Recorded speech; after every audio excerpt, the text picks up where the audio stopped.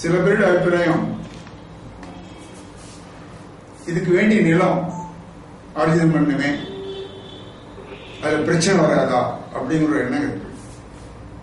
பொதுவாகவே நீர்வழிச்சாலைக்கு நிலம் தேவையானது குறைச்சல், அது முதல் புரிஞ்சுக்கணும். காரணம் நீர்வழிச்சாலையில தண்ணி தேய்க்கும், அதுக்குன்னு ஒரு தனியா டேம் கட்டணும். ஆக இடம் வேண்டியது மொத்தத்தில் பார்த்தோம்னா சாதாரணமா ஒரு 100 ஏக்கர் விவசாயம் பண்ணோம்னா 6 ஏக்கர் 10 ஏக்கர் நிலம் ஆர்ஜிதம் பண்ணணும். ஆனா இதுக்கு 2 ஏக்கர் பண்ணோம், 3ல ஒரு பங்கு 5ல ஒரு பங்கு குறைஞ்சுதான் நிலத்தை.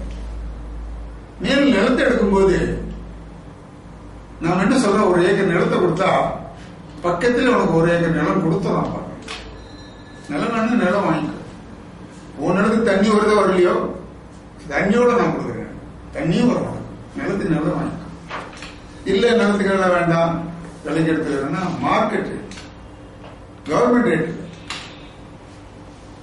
கைட்லைன் ரேட்டு கிடையாது. மார்க்கெட்ல என்ன விலையோ அந்த விலையை கொடுத்துரும். 1000 1000 கொடுத்துரும்.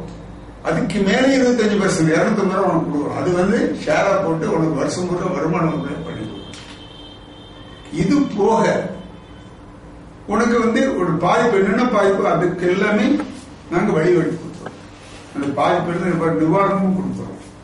அது மட்டும் இல்ல, உனக்கு தான் தண்ணி கொடுக்க போறோம். ஏன் நிலத்தை கூட யாருக்கோ பலனுக்காக நீ கொடுக்க போறது. நீ நிலத்தை கொடுத்தீங்க, 1 ஏக்கர் கொடுத்தா அடுத்த ஏக்கர் தண்ணி கிடைக்கும். இப்ப நீ கொடுக்கவே கொடுக்க மாட்டியா?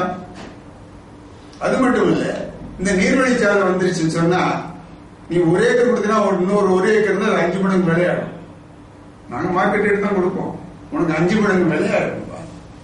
விலை கொடுக்கல, ஹைவேஸ் பக்கத்தில் பார்த்தீங்க விலையில எப்படி கூடி போச்சுன்னு சொல்லி.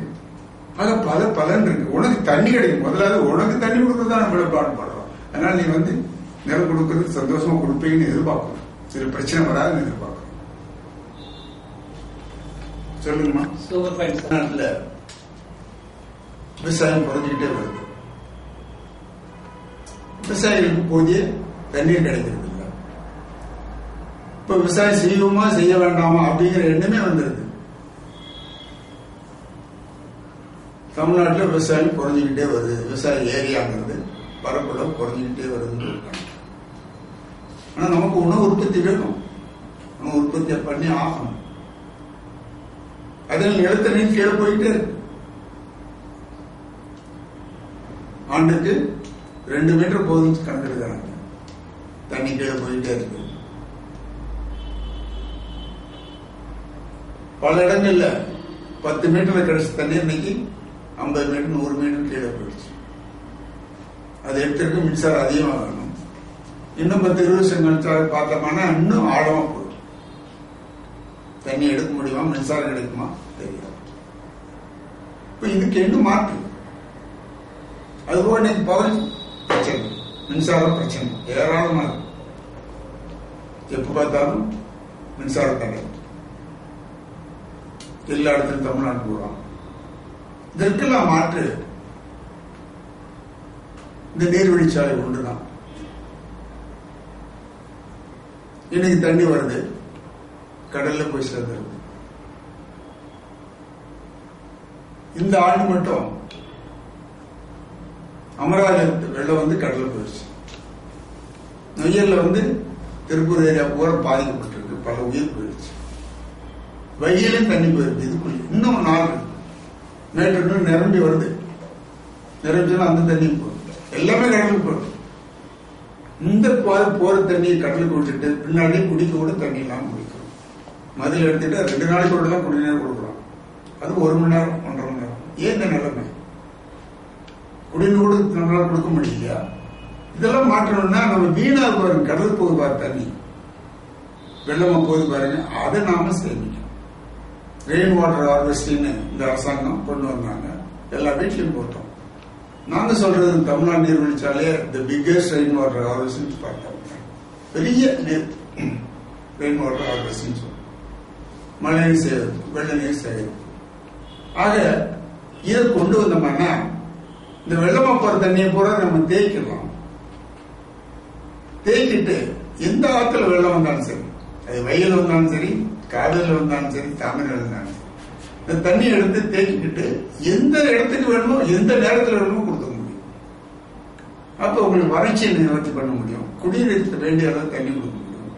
அது போக நீர்வழிச்சாலைன்றது கொண்டு வர்றது பல சௌகரியங்கள். நீர்வழிச்சாலையில பல ஏராளமான சௌகரியங்கள். அந்த நீர்வழிச்சாலையில் வரும்போது எண்ணெய் செலவு ரொம்ப ரொம்ப குறைஞ்சு போகும். சாலையில் 100 லிட்டர் செலவாகுனாக்க நீர்வழிச்சாலையில் 10 லிட்டர் தான் செலவாகும். இப்போ 90 லிட்டர் உங்களுக்கு மிச்சம் ஆகும்போது போற வர செலவு குறைஞ்சு போகும். அது மட்டும் இல்லை, எண்ணெய் செலவு குறையும் போது பொல்யூஷன் குறைஞ்சு போகுது, சுற்றுச்சூழல் பாதுகாக்கப்படுது, மாசுபடாது. அதுபோல் நிலத்தடி நீர் வரும்போது மரங்கள் எல்லா இடத்துலயும் வளரும். 2 போது தண்ணி கொடுக்கும்போது, தண்ணி தாராளமாக கொடுக்கும்போது எங்க பார்த்தாலும் மரம் ஆகும். மரம் வந்தா அப்படி சொல்ல வேண்டியதில்லை. சுற்றுச்சூழல் எப்படி எப்படியெல்லாம் நமக்கு பலன் கொடுக்குன்றது மரத்தை பற்றி. மழையும் கொண்டு வரும். அது மட்டும் இல்லை, சுற்றுச்சூழல் இன்னொன்று முக்கியமான சொல்லணும். இப்ப கடலோர பகுதியில் போனோம்னா கடல் தண்ணி உள்ள வந்து ரொம்ப பாதிப்பு, ஏகப்பட்ட பாதிப்பு, குடிநீர் கூட தண்ணி கிடைக்கிறது. அப்ப இந்த தண்ணி நம்ம கொடுக்கும்போது, நீர்வழிச்சாலை தேக்கி எல்லா இடம் தண்ணி கொடுக்கும்போது, ஆண்டு முழுவதும் தண்ணி அவங்களுக்கு போய் சேரும்போது, விவசாயத்துக்கு போகும்போது அந்த கடலில் உள்ள வரது குறையும். சீ வாட்டர் இன்ட்ரூஷன் சொல்றோம், அது குறையும். அதுபோக வெப்பமாகவும் குறையும். பொல்யூஷன் குறையினாலே வெப்பமாகவும் குறையும். மின்சாரத்துல எடுக்கிறது, நீங்க மின்சாரம் வந்து நீர் மின்சாரம் எடுக்கும், அதுல எந்த விதமான பாதிப்பும் கிடையாது. இப்ப நீர் மின்சாரம் நீங்க எடுக்கலைன்னா தமிழ்நாடு பொறுத்தவரை கிட்டத்தட்ட 1100 மெகாவாட் மின்சாரம் கிடைக்கும் கணக்கெடுத்துரும் நேரடியாக. நிலத்தடி நீர் கூடுறதுனால 1300 மெகாவாட் மின்சாரம் மீதமாக கணக்கெடுத்துரும். கிட்டத்தட்ட 3000 மெகாவாட் திட்டத்துல கிடைக்குது. மின்சாரத்தை நீர் மின்சாரம் எடுக்கலைன்னா நம்ம என்ன பண்ணுவோம், நிலக்கரி எரிச்சாகணும், எண்ணெய் எரிச்சாகணும். அப்ப அது மாசுபடும், பொல்யூஷன் எவ்வளவு மாசுபடும், அதை நம்ம குறைக்கும். அப்ப குளோபல் வார்மிங்கை நம்ம குறைக்கும்.